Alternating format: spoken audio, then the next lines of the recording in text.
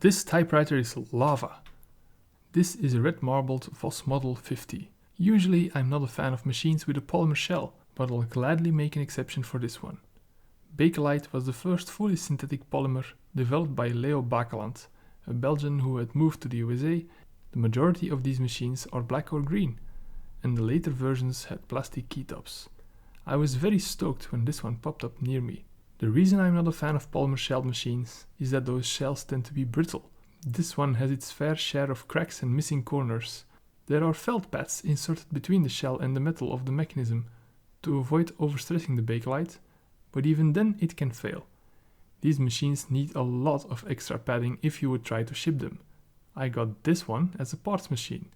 It wasn't as busted up when I bought it, but the parcel sorting machine gauntlet combined with poor packaging really messed it up. The Voss Model 50 was released in 1950, like the Model 49 was released in 1949 and the Model 48 was released in 1948 before that, and the Model 52 in 1952 after that. That tradition was ditched when the 24 and 32 models were released.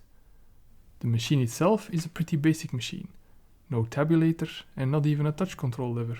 On the left side of the keyboard there is a color selector mounted on the frame. When I got the machine it was somewhat misaligned. The red setting didn't stay put and would drop back to the stencil setting. A slight bend in one of the links fixed that issue. The key with the dot is the margin release. A shift button and shift lock is present on the left side of the keyboard, and on the right side there's a shift button without a shift lock. The machine is carriage shifted. The backspace button is also found on the right side of the keyboard. The ribbon cover is held in place by 4 pegs and can be removed entirely. On the left side of the carriage you'll find a return lever, a line space setting, a carriage release lever, and a ratchet release lever. The line finder mechanism is activated by pulling the left platen knob out.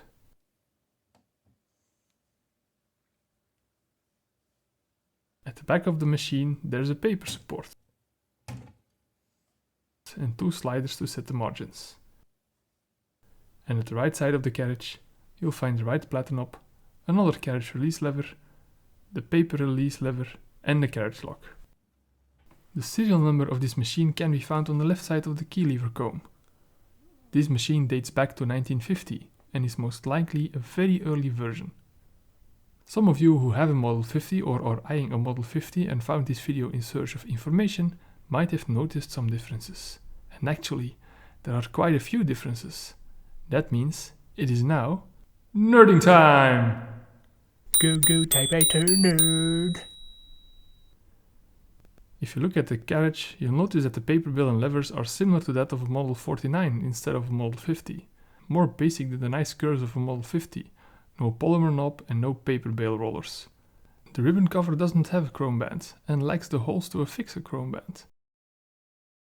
I had considered taking the chrome band from this later green Voss and attach it without the screws, but this is what happens as soon as you remove the screws.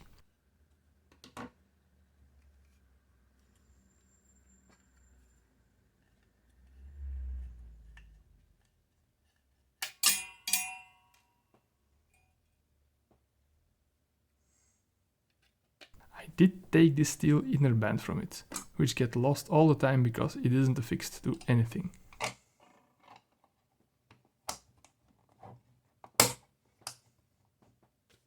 The carriage return lever is also a different design from the Model 50.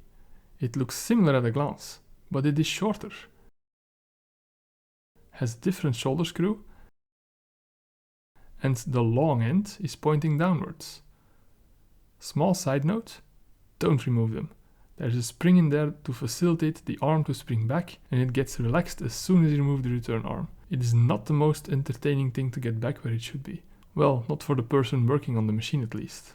And this brings me to the ribbon cover. Every Voss Model 50 has these 2 diamonds on the ribbon cover, but it is the first time I see decals on top of them. The right decal shows the Wuppertal suspension railway. The left decal has been all but destroyed because the carriage return arm dragged over the logo, which I assume once read Model 50. I've bent the return arm slightly upward so it no longer drags over the ribbon cover. But it wouldn't surprise me that this prompted Voss to stop putting decals on those diamonds and decided to redesign the return lever. A little longer and the long end of the handle pointing upwards to provide more clearing with the ribbon cover. Another fun difference I found are the markings on the line spacing. They are in the wrong order. This was corrected on the later Voss model I have over here.